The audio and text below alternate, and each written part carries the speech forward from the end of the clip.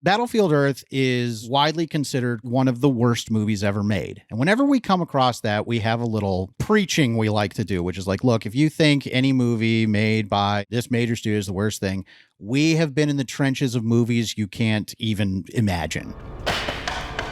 What the hell's going on here? We're doing the best we can. We're trying.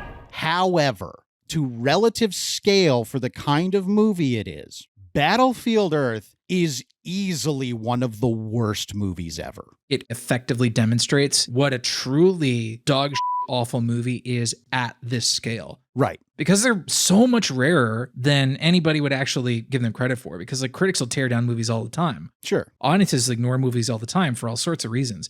But this is a true dog movie. Like it's such an utter rarity that just because it's rare, it's valuable in that sense. I was so disappointed that John Travolta's performance was not the absolute beautiful, gorgeous dumpster fire that I've been told. He had every opportunity to write the most scenery-chewing, self-aggrandizing villain role for himself.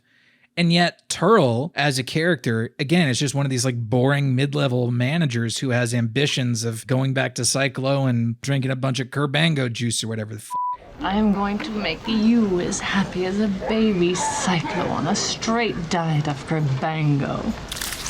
This was a huge vanity project for him. He was a producer on the film, so he had creative control. Again, he was high-ranking in the cult that, wanted this movie to get made and do well. Why wouldn't he have a juicier role written for him? Yeah, no, it's a boring character with a meager handful of exceptions like Do You Want Lunch? Do you want lunch? And John Travolta, despite his status as a weirdo cult member, is perfectly capable of doing interesting things in performance. Sure. Even that movie, The Fanatic, that he was in, the Fred Durst movie. Oh, that's way better than this. Yeah, he does some crazy whacked out in that movie. You rock my head and you rattle my head. But in this, it's like all he does is stand there in his big prosthetic head and wig, and he's got a voice he's doing, but aside from that, I'd watch The Fanatic in a heartbeat, and this Battlefield Earth, I never, ever, ever, ever want to experience this again. No. This is so awful that by default, that makes it remarkable. So few movies actually earn the kind of like hyperbolic criticism of like, oh, this movie's so terrible, this movie's so awful. Like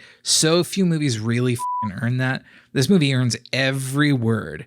Part of their thinking was, it's like, well, we want to translate the master's work the best we can. Regardless of if it has to do with his religion, John Travolta wanted that, like, for decades. Yeah, I'm sure he was sick of playing second banana to Tom Cruise as Hollywood's premier Scientologist.